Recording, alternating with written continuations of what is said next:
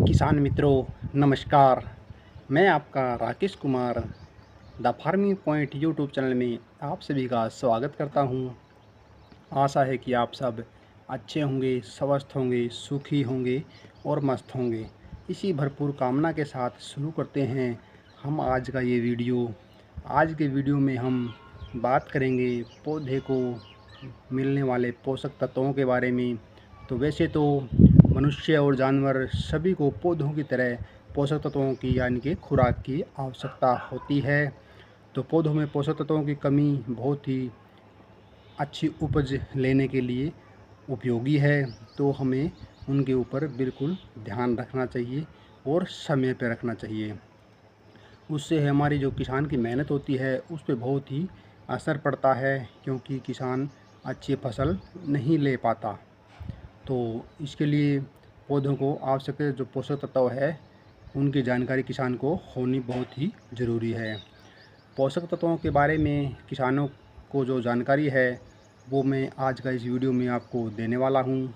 तो वीडियो पूरा देखना और बने रहिए मेरे यूट्यूब चैनल के साथ। अगर चैनल के साथ नए बने हो तो मेरे चैनल को सब्सक्राइब ज़रूर कर लेना। तो बात करते हैं पोषक तत्वों की कमी के कारण जो लक्षण होते हैं उनकी पहचान के बारे में। तो सही समय पर उनका उपचार करके हम इस नुकसान से बच सकते हैं। पौधों में पोषक तत्वों की जो कमी है, आमतौर पर पत्तियों के जो रंग होते हैं उनको देखकर ही हम उसका पता लगा सकते हैं। तो वैसे तो पौधे को 17 पोषक तत्वों की आवश्यकता होती है, जिनमें कुछ मैं नाम आपको आगे बताऊंगा। तो ज़्यादातर हमें जो पोषक तत्व देने होते हैं उनमें हम नाइट्रोजन, फास्फोरस और पोटेशियम जैसे पोषक तत्व बहुत ही ज़रूरी है, जिनको हम NPK भी बोल सकते हैं। तो इनके बारे में हम पूरा जानकारी देंगे, तो वीडियो पूरा देखना। तो किसान साथियों, सबसे पहले हम बात करेंगे नाइट्रोजन की। तो नाइट्रोजन की कमी से पौधे का रंग हल्का हो जाता है और पौधे की जो बनावट है वो रुक जाती है और कद छोटा रह जाता है, यानी कि पौधे की ग्रोथ रुक जाती है। पत्तियां पीली पड़ जाती है और मोटे अनाज जैसे गेहूं है, बाजरा है, गवार है, ज्वार है, इनमें इसका प्रकोप ज़्यादा देखने को मिलता है। इनमें जो इनकी पत्तियां होती है वो पत्तियां, इनका जो शीरा होता है वो सूखना यानी कि पीला पड़ना शुरू हो जाता है।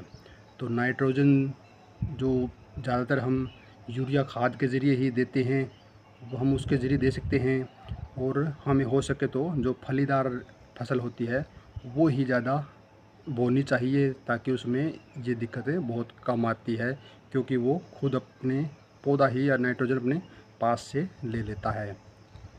उसके बाद हम बात करेंगे, फसल चक्कर बनाना बहुत ज़रूरी है। फसल चक्र होगा तो जो भूमि में जो पोषक तत्व है वे पूर्ति हो जाती है, क्योंकि जो फसल का जो गैप आता है फसल चक्र में, तो कुछ ज़मीन जो खाली रहती है उसमें पोषक तत्व पूरा कर लेती है। और इसके अलावा जैविक पदार्थ है, जैसे जैविक खाद है, केचुआ खाद है, नीम खली है, नीम का तेल है, ये ऐसे जो जैविक जो पदार्थ है वे भी हम भूमि को दे सकते हैं, जिससे कि जो भूमि का pH मान है वो भी संतुलित रहेगा और हमें नाइट्रोजन की कमी से पौधा खराब नहीं होगा।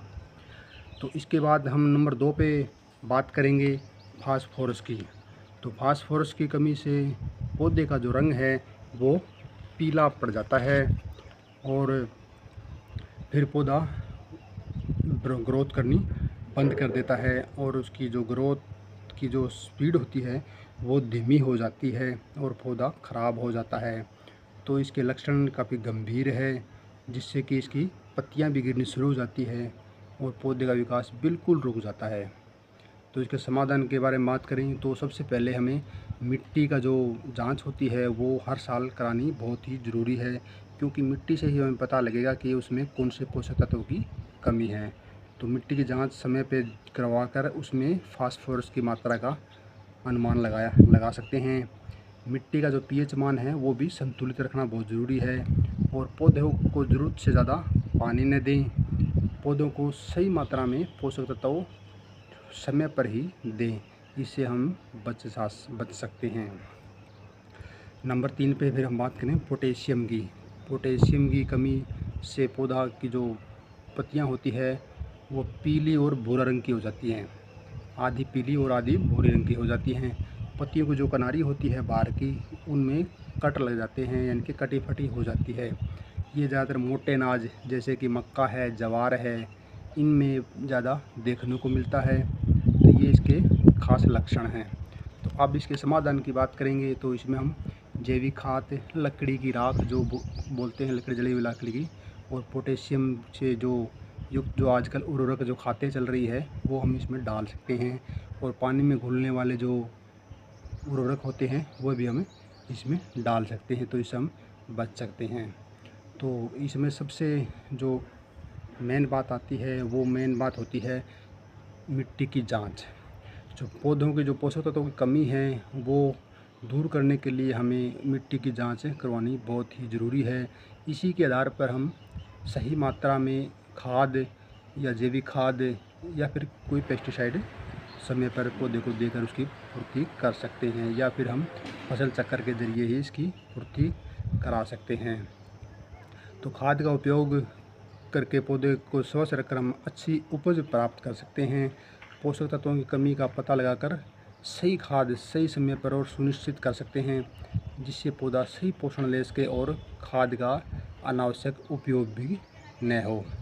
तो अब हम बात करेंगे पौधों को मिलने वाले 17 पोषक तत्वों के बारे में। तो कुछ के नाम मैं आपको गिनाता चलूँ, जिसमें सबसे पहले नाम नाइट्रोजन, फास्फोरस, पोटेशियम जिसको हम NPK बोलते हैं, और उसके बाद है कैल्शियम, मैग्नीशियम, सल्फ़र और iron, magnesium, manganese, zinc, copper, boron, chlorine और मोलिब्डेनम जैसे सूक्ष्म पोषक तत्व है जो कि पौधे को चलाने में उसकी बहुत ही मदद करते हैं। तो इन सब की मात्रा होनी ज़रूरी है। इसका हमें पता तभी लगेगा जब हम अपनी मिट्टी की जांच करवाएंगे। तो मिट्टी की जांच समय पर बहुत ही ज़रूरी है।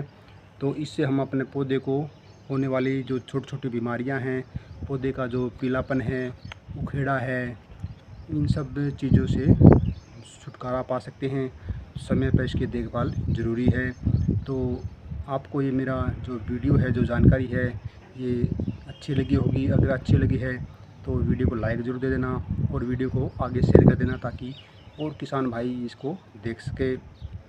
अगर मेरे चैनल से नए बने हैं तो मेरे चैनल को सब्सक्राइब ज़रूर कर लेना और बेल वाला बटन ज़रूर दबाना ताकि आने वाला नेक्स्ट वीडियो आप सब लोगों के पास जल्दी पहुँचे।